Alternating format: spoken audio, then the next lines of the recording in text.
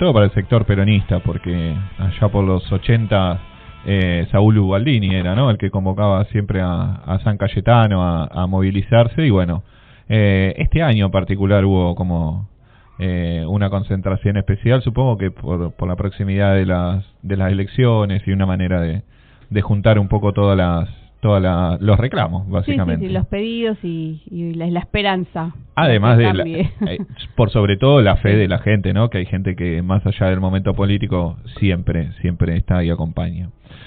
Bienvenido, Marce, ¿cómo estás? ¿Cómo están, compas? Bien, buenas tardes. Andamos. Buenas tardes, compañera. ¿Todo bien?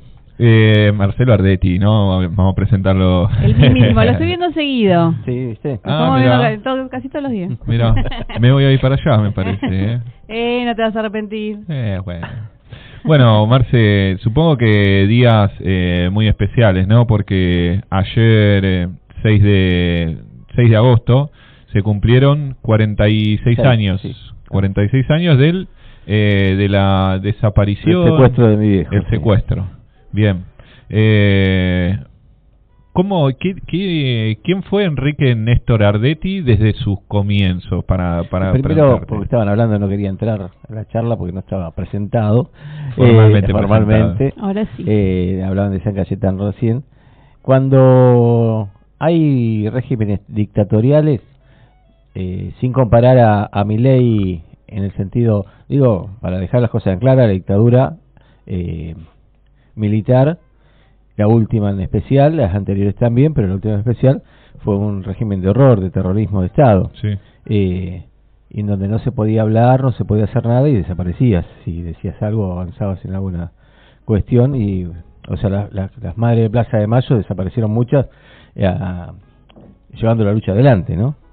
Infiltradas y todo eso. Y San Cayetano era un lugar donde uno podía ir a expresarse y decir las cosas, y venía un poco la prensa y se podía hablar, estaba el espacio, era como un refugio, una luz, sí, como hueco. una válvula de escape, o como un espacio donde y desde ahí la CGT con Saúl Ubaldini convocaba esos lugares. El otro lugar eran las canchas de fútbol, claro, que era más amplio y donde se podía expresar un poco la sociedad. Esto ya por los 80, ¿no? A fines de la dictadura, sí. Bien. Mi viejo, ¿quién era mi viejo? Mi viejo era un laburante santafesino. ¿De qué localidad específicamente? Bueno, yo dije santafesino y ya me jodiste ahí, ¿no? Santafesino de corazón. De corazón, sí. Yo soy santafesino. Mi viejo de entrerriano, de Gualeguaychú, pero bueno, vivió mucho tiempo después en Santa Fe, y toda su crianza fue mucho tiempo en Santa Fe, los amigos, todo fue en Santa Fe. Y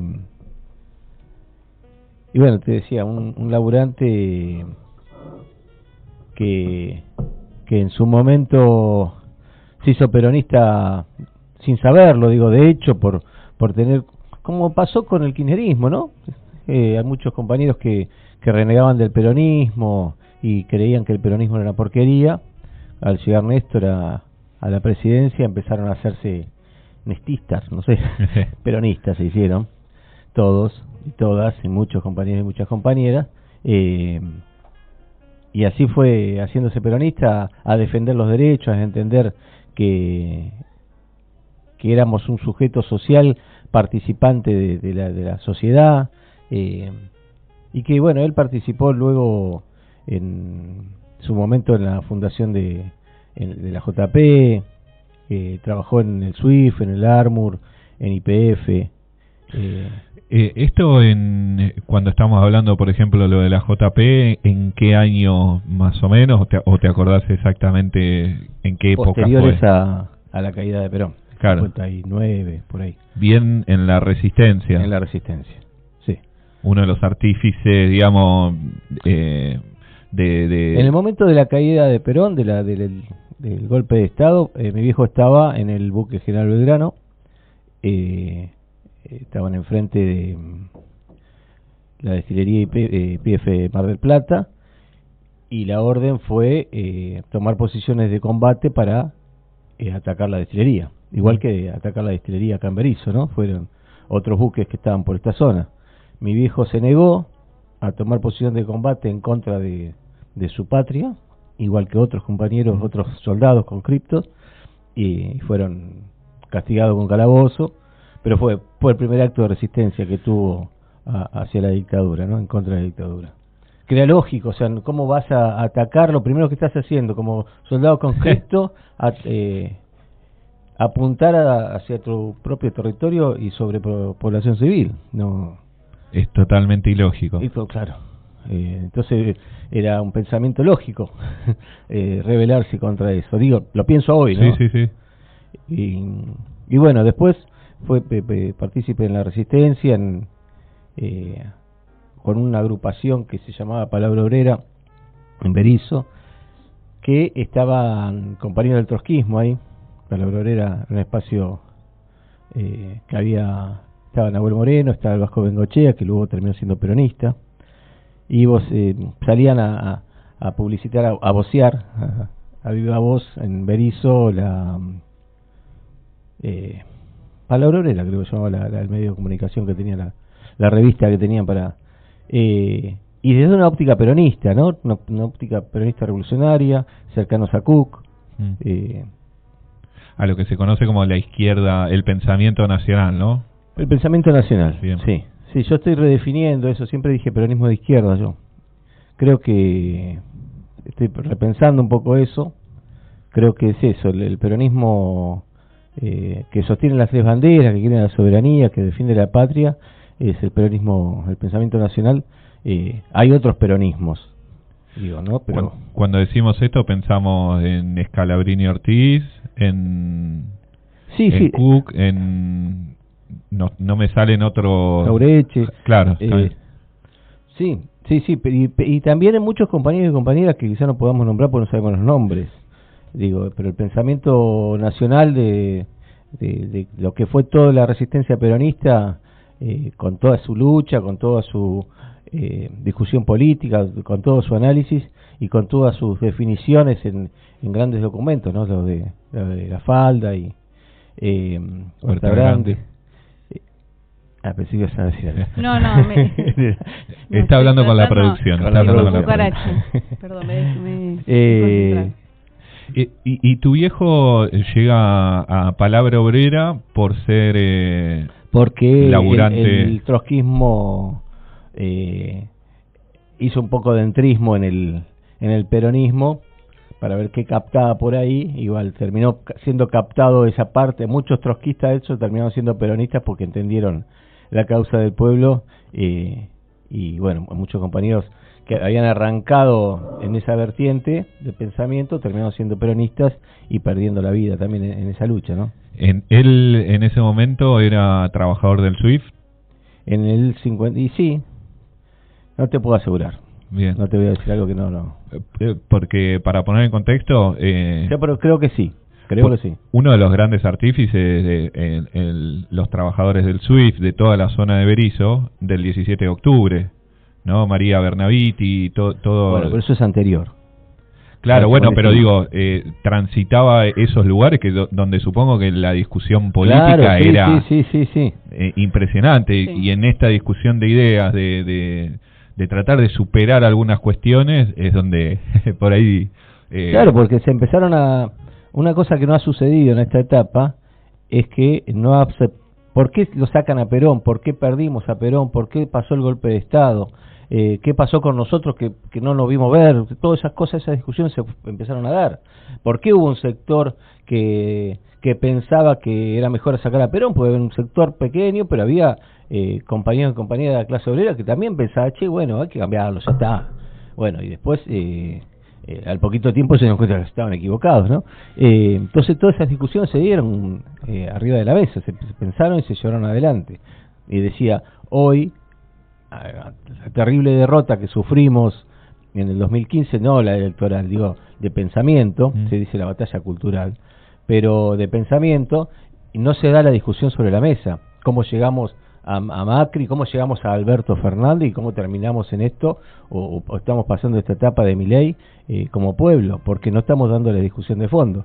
Los compañeros sí dieron las discusiones hasta más no poder, hasta más no poder llevarlo adelante, y entendieron sin chicanas dónde estamos parados como pueblo, qué es el pueblo y quiénes son las herramientas de la oligarquía para atacar al pueblo. Y que dentro del peronismo, como decía Evita, que había que tener más cuidado con los enemigos adentro que los enemigos de afuera, de dentro del peronismo, que hoy pasa de largo. O sea, Scioli nosotros sabemos que nos traicionó, pero no hay una discusión profunda sobre el tema. Se dejó pasar al otro, ¿cómo se llama? Pichetto, y se deja pasar y terminamos con Massa como candidato y sin consecuencias. Y porque no discutimos en profundidad, claro, no hay profundidad en la discusión y terminamos mezclados y no sabemos hacia dónde vamos. Sí. Creo que la discusión esa que se dio en ese momento, para volver a la charla,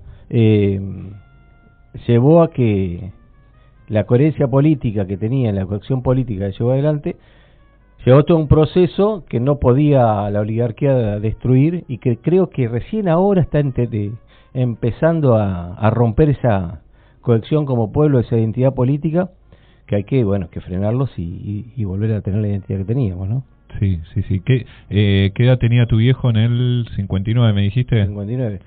Del 39 debe ser 20. 20, claro, muy jóvenes, claro, sobre todo, bueno, por ahí ahora como que van cambiando, ¿no? Las edades parecen distintas, pero sin duda que haber transitado esos años con esa edad es lo que le dio seguramente todas las herramientas para la discusión, claro. El cuerpo como lo hizo. ¿Él venía de una familia militante en cierta manera o tus abuelos? Yo no voy a hablar un poco pensando en voz alta, ¿no? Los argentinos ahora estamos como politizados, venimos o un sector pero creo que antes de Perón y antes de la llegada de los migrantes europeos, del anarquismo y todas las vertientes de pensamiento, también había una chatura muy grande en la Argentina. Y toda esa discusión que se da antes del peronismo y con el peronismo en el gobierno y posterior, fue un crecimiento, un abrir la cabeza que recién se estaba dando, no es que de antes venía, mucho antes. Quizá con Irigoyen, ¿no? Que fue uno de los primeros más populares, por decirlo de alguna manera. Pero con Irigoyen también ya habían llegado los migrantes. Claro, bueno, está bien, sí. Es parte de eso. Sí. Que hemos ido perdiendo eso. La clase obrera en su auge, explotada y todo, pero en auge, porque se necesitaba mano de obra. Era otro momento político histórico que en donde el pueblo tenía mayor protagonismo que el actual, para bien o para mal, digo. O sea, las camas calientes que estaban en la calle Nueva York, donde los obreros iban a dormir después de 12 horas de laburo, o 16 o 18 horas, que salía uno y entraba el otro, y eran camas calientes porque el que salía dejaba calentita, era el protagonismo de la clase obrera, como esclavos quizás, ¿no? No como semi-esclavos, pero eso generaba una discusión en la fábrica. Cuando estabas despierto en la fábrica estabas pensando, me tengo que ir a dormir para venir para acá. Otra vez y otra vez. Vivir para trabajar. Vivir completamente para trabajar. Era otro momento histórico. Yo creo que hay muchas cosas que discutir hoy, pero bueno, no es el momento, pero de dónde estamos parados y qué queremos para el futuro. Donde hay una mecanización de las cosas, nosotros tenemos que pensar que si mecanizamos todo, digitalizamos todo, el pueblo es descartable. Entonces, a veces la digitalización, la modernización es fabulosa, pero si el capitalismo impera, ¿para qué estamos nosotros? Bueno, eso es otra discusión, ¿no? Otra charla. Porque en todos los medios, digo, en cualquier gobierno argentino y cualquier gobernación, están digitalizando. Digitalizar significa menos mano de obra. Yo, Marce, te escucho atentamente y cada vez que hablas de tu viejo, te escucho algo nuevo, una anécdota nueva. Me imagino que debes tener muchísimas más, pero siempre algo fuerte, con peso. Y desde, no sé, hasta escuchar un día a mi viejo que haya leído un libro y era una anécdota de tu familia, cosas así. Ahora no puedo citar el libro porque no me lo acuerdo, por eso vos lo tenés presente. No sé cuál será, que lo hemos compartido hasta con Consuelo, anécdotas, y y vos eras chiquito, pero no tanto. Tenías una edad donde podías entender o comprender que las cosas estaban raras, complicadas. De hecho, bueno, vos lo podés decir un poco mejor, pero las viviste. Mira, sí, era muy chico. Tengo recuerdos de muy chico, pero increíblemente chico, de bebé. Bueno. que después pude relacionarlo charlando de dónde fue y todo. Pero posterior a eso, los primeros recuerdos que tengo, así que puedo, fue cuando bajábamos del Cerro San Javier, cuando habían caído los compañeros de Tacorralo, que escuchábamos la radio, bueno, que me acuerdo la ebullición en el lugar que estaba pasando, y es que estaba mi viejo, mi vieja, que charlaban, y bueno, que decidimos bajar. Me acuerdo los jeeps y los camiones que subían al cerro y que nosotros bajábamos con el Citroën. Me acuerdo porque el tipo, no sé, usted acuerda, la serie Combate. Sí, yo te escucho y es como una película. No, la serie Combate tenía los jeeps de guerra de la Segunda Guerra Mundial y eso, y era similar, o sea, el ejército argentino tenía eso.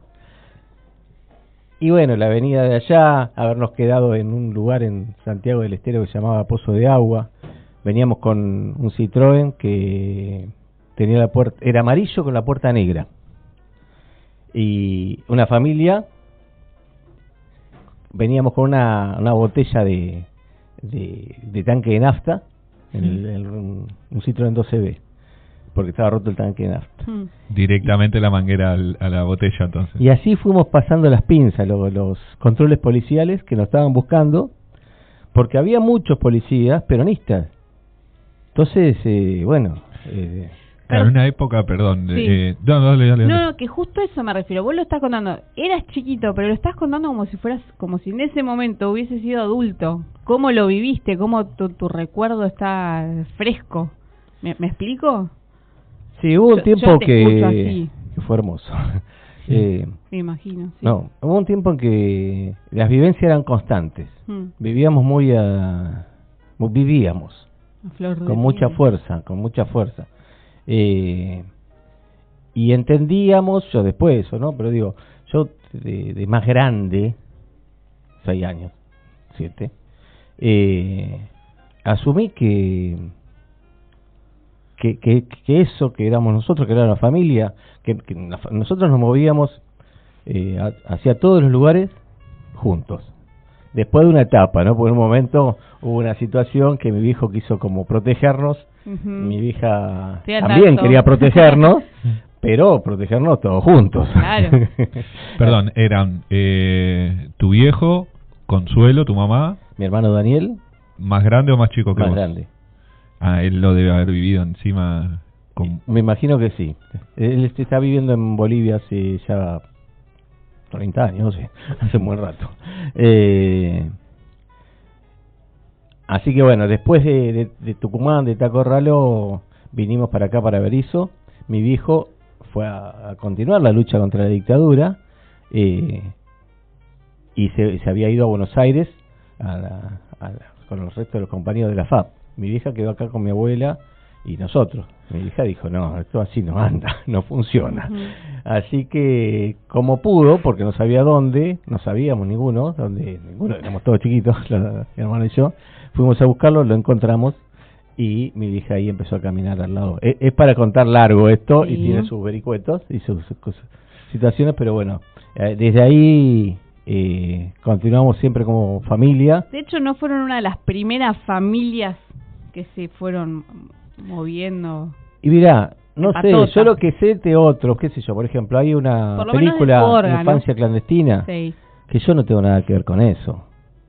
Yo viví una infancia en la Resistencia con mi familia, y era como un grupo que sabíamos, yo no tenía cosas escondidas, o sea, no me escondía en cuestiones.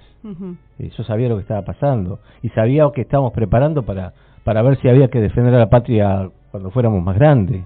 En ese momento se hablaba del hombre nuevo, y de toda esa cuestión. Aparte, el resto de la familia, que era la organización, la FAP, era muy solidaria.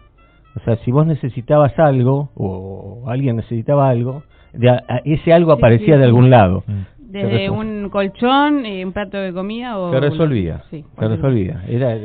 Sí. ¿En qué año vuelven ustedes para Berisso? Para ubicarnos todo el tiempo, ¿no? Justamente en la línea...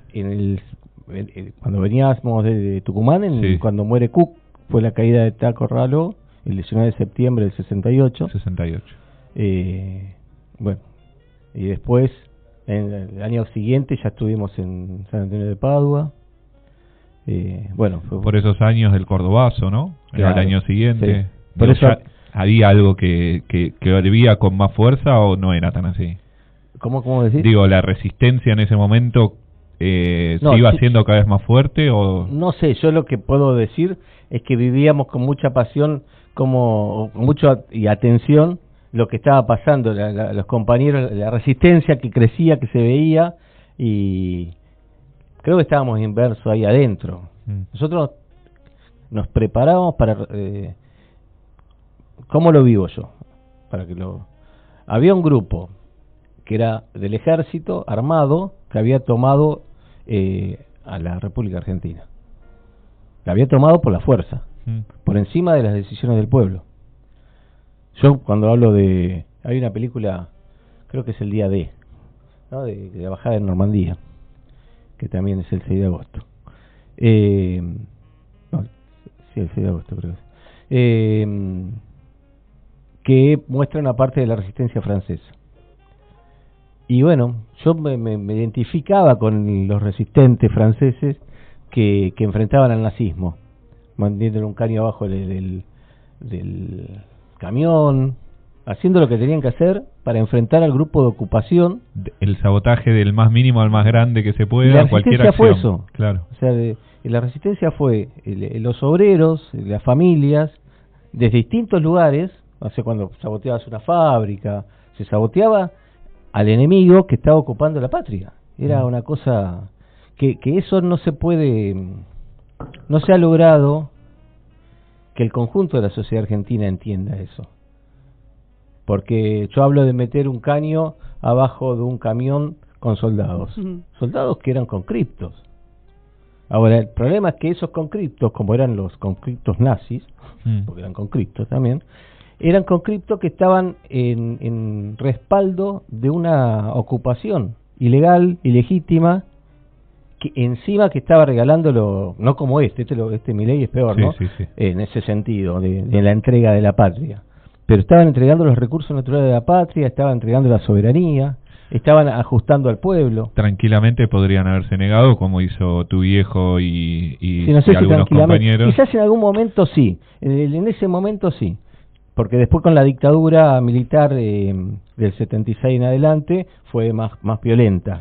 Digo, no tranquilamente de que no iban a sufrir ninguna... No, pero en ese momento, en los primeros años de las dictaduras, había un lugar, un espacio, a no ser cuando fue los fusilamientos de José León Suárez, en donde te castigaban legalmente.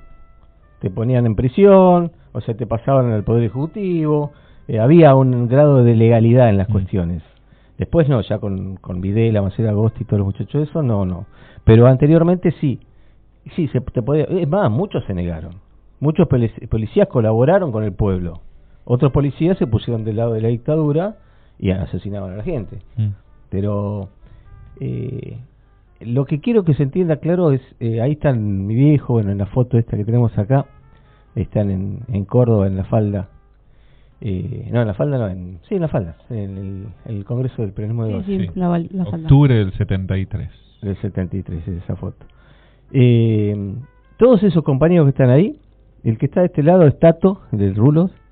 Lástima que no puede verse por la radio, pero bueno, hay un compañero de Rulos que es veterinario, que era veterinario. El Petizo García, que está al lado de mi viejo, era cerrajero. Está la foto en redes, por si ese muchacho de aquel lado se llama sí. Campos, el de camisa blanca era...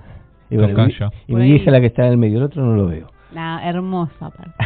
Están los nombres. De una Tato, unidad. El Petizo García, Enrique Ardetti, Campos, Consuelo Orellano y bueno, nos falta el compañero. Claro, ese compañero no lo ubico. Pero bueno, estaban ahí. Todos compañeros obreros, laburantes, ahí no se peleaba por los cargos, no había cargos. El único cargo que podías tener era alguna insignia para ver si ibas más adelante cuando tiraban los tiros.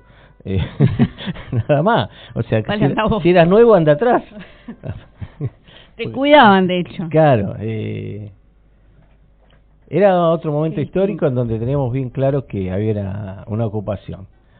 Hoy la situación es distinta, es diferente. Tenemos a un gobierno legítimamente constituido que nos, y un mesiánico loco como presidente que lleva adelante los mismos objetivos que tenía la dictadura, los lleva adelante un presidente electo. ¿Qué te genera ver hoy la foto esta de estos mamarrachos con la bandera kirchnerismo, nunca más, con lo que eso significa? No, hoy cuando lo vi, no es más de la degradación esta que estamos sufriendo, no estamos no hay límites aparte. Dice Polín, hablaba del siglo XX, espero que sea todos revolcados en la misma mierda, sea esta la mierda mayor, porque es mayor que la del siglo XX. Sí. Es una cosa... La banalización total. Cualquier cosa es cualquier cosa. Poner nunca más, con las mismas... Poner nunca más ya sería terrible. Sí. Pero la misma tipografía, el mismo color, es el mismo básicamente. No sé si cuando uno está hablando, ¿no? Mínimamente, no en lo ideológico, mínimamente, estamos hablando de secuestro y asesinato, tortura de bebés, tortura de mujeres embarazadas. A mi viejo, bueno, el secuestro, la tortura, nos robaron los bienes, lo que teníamos, lo tiraron de un avión dormido. No estamos hablando de nunca más, estamos hablando de que nunca más puede pasar eso, muchachos. A ver, y ustedes están hablando de kirchnerismo nunca más, porque podríamos pensar que ellos están en contra, no lo quieren al kirchnerismo, qué sé yo, no sé, podríamos poner, pero no es una discusión kirchnerismo sí o kirchnerismo no. El kirchnerismo hizo lo que tenía que hacer, yo estoy de acuerdo, otros estarán en desacuerdo, pero en los términos que están planteando generan violencia y generan la misma violencia que llevó adelante la dictadura militar. O sea, lo que está planteando desde ese punto es, si nosotros ganamos y vos lo planteas de esa manera, que mañana me van a venir a matar, porque es lo que la propuesta. Quiero volver un poquito en el tiempo y después nos adentramos bien en aquellos años de la detención, de la detención ilegal, obviamente. Pero imagino el regreso de Perón con todo lo que generó, en la misma esfera peronista, ¿no? Estas vertientes de toda la... no sé si decir derecha izquierda, pero todo el peronismo, los enfrentamientos internos que hubo. ¿Qué recordás vos de esa época y qué decía tu viejo, ¿no? Respecto a todo esto? Siempre como militante de la FAP, ¿no? Sí, y del PB en ese momento también. Claro, el peronismo de base. Una cosa que se fue dando en la resistencia, en los 18 años de lucha, lo que decíamos hoy, ¿no? Diferentes formas de lucha, el ascenso en la lucha armada en algunos casos también dejar la lucha armada de lado y volver a otros lugares que se habían abandonado, abandonar el foquismo. ¿El foquismo qué sería? Es la lucha armada, es el... Bien. Por focos, básicamente. Sí, claro. Bien. Y en esos tiempos se avanzó, y lo que se determinó, o lo que se llegó a una síntesis, es que había un peronismo de derecha, un peronismo de los burgueses, y un peronismo del pueblo, un peronismo de izquierda. Y que el peronismo del pueblo, el peronismo de las bases, planteaba que con esa gente no se podía seguir ni con los que estaban adentro burgueses ni los otros, ¿no? Lógicamente. Porque las traiciones que hubo, o sea, desde el 55 con Bandor, que fue a la asunción de Onganía, a las posteriores defecaciones de algunos peronistas, ¿no? Y hoy, por ejemplo, de vuelta, Scioli, Pichetto y unos cuantos más. Qué repetitivo. No, claro, porque tenemos, por ejemplo, muchos representantes del PRO que vienen del peronismo, eran punteros peronistas, Creo que eso se simplifica, o lo simplifico, que cuando hay poder, el tránsfuga va a buscar el poder. Se acerca al poder, se dibuja de lo que sea a dibujarse, porque el tema es manotear guita y tener poder. Ahora, sabiendo todas esas cuestiones, el peronismo tiene que generar anticuerpos. Y por eso se planteó en La Falda y en Huerta Grande un programa, pensando en la vuelta de Perón, ¿qué tenemos que hacer? ¿Qué hay que hacer después? Porque lo que había que hacer después era hacer un programa profundamente nacionalista, con soberanía, a favor del pueblo y del progreso, barriendo con todo eso. Era el momento o se sentía en ese momento, supongo, los compañeros y las compañeras, de que era el momento para ir por todo. Lo que se sentía, no sé, puede ser que algunos sintieran eso. Yo lo que creo que el análisis. Cuando uno analiza ciertas cuestiones y llega con el conjunto de los compañeros y también con importante cantidad del pueblo a conclusiones, hay que generar las condiciones para que eso suceda. Claro. ¿Cómo se articulaba para avanzar? ¿Cómo se armaba la red? Porque hoy, bueno, te sentás a charlar, qué mensaje vas, vení. Yo acá las distancias, el estar clandestino, no sé, me imagino, hago toda esa película en mi cabeza. Digo, ¿cómo articulabas? Decir, loco, vamos a avanzar. Vamos por todo. No sé. No. Yo soy la chica de las preguntas. Hay una cuestión, cuando empezás a ver la realidad y que te cruzás con cualquiera en el barrio o en el laburo y empezar a ver coincidencias, no existe el WhatsApp, no existe el teléfono, desaparecieron todas las cosas. Hoy, por ejemplo, se habla poco de las elecciones en las redes, se habla poco de cómo terminaron las listas y se habla poco de las elecciones del 7 de septiembre. Con cualquiera que te cruces, compañero o compañera está pensando lo mismo. Y si pudiéramos hablar de eso ahora, estaríamos de acuerdo con un poquito. Sí. ¿Cómo se coordinaba? Había identidad política, se podía avanzar en eso porque vos te hablabas con el otro y el otro estaba de acuerdo con vos casi de antemano. Había que analizar el cómo. Y organización. Había que analizar el cómo. Creo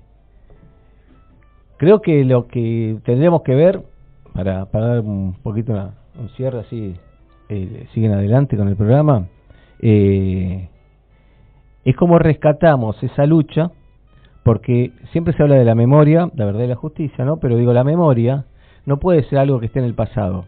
Esta gente, digo, Milei, Macri o como se llame, porque puede ser Trump, digo, algunos de los que quieren gobernar sobre esta patria y lo hacen en este momento, lo que hacen siempre es cortar la historia. San Martín quedó en el olvido, claro. Belgrano quedó en el olvido, los compañeros y compañeras, porque fueron a pelear también soldados a Malvinas, digo, los héroes de Malvinas quedan olvidados como si nada. Se van y se abrazan con el enemigo inglés, aunque sea por respeto un poquito, más allá de los negocios que quizás le conviene a la Argentina, no creo que en esta situación y esta circunstancia, pero ponele algo de dignidad y de respeto hacia los compatriotas muertos de Malvinas. Nada, todo se rompe, todo se destruye. El enemigo quiere que nosotros tascamos todos los días y no tengamos nada de memoria, para que no defendamos a nuestra madre, para que no defendamos a nadie. No hay nadie atrás nuestro. Sí. Y lo que pasó en la Argentina en los años posteriores al 55 hasta el año 2003 fue una ocupación. No hubo, se habla de la democracia y los presidentes que hubo en el medio, como Ilio, Frondizi. Ninguno de los dos fueron legítimos, porque había una gran parte de la población que estaba proscripta, porque había un partido proscripto que era el mayoritario. Entonces toda esa lucha que se llevó adelante era por volver a la democracia. ¿Cuándo se termina el problema de esta discusión? Cuando la gente empieza a votar, y a votar en conjunto. Nos podrá ir bien, nos podrá ir mal, como nos fue ahora con Milei, está bien. Ahora la decisión es del pueblo. Nos extraen nosotros a ver cómo hacemos para que el peronismo sea peronista. El otro día una compañía me dice, ¿dónde está el peronismo? Cuando tenemos un montón de compañeros y compañías precarizadas, cuando los sueldos son bajos, cuando la justicia social no está en la calle y el peronismo no está. Y nos está pasando desde Alberto Fernández esto. Ahora con mayor profundidad. Pero si vos le prometés justicia social, prometés peronismo a la gente y después no se lo das, y bueno, es lógico que pasen estas cosas. Sí, sí. Entonces, hasta que no entendamos que hay que liberar la patria del capitalismo para hacer quizás una patria capitalista, como digo, ¿no? Pero soberana, porque hoy tenemos una patria colonia. Los compañeros peleaban contra la colonia. Esas frases, solo el pueblo salvará al pueblo, patria sí, colonia no, son todas conclusiones, son síntesis, son consignas que el peronismo será revolucionario o no será nada. No es algo que está ahí, es algo concreto. Si el peronismo no es revolucionario, no es peronismo. Si no y eso no es que a alguno de los compañeros se le ocurrió un día para el otro.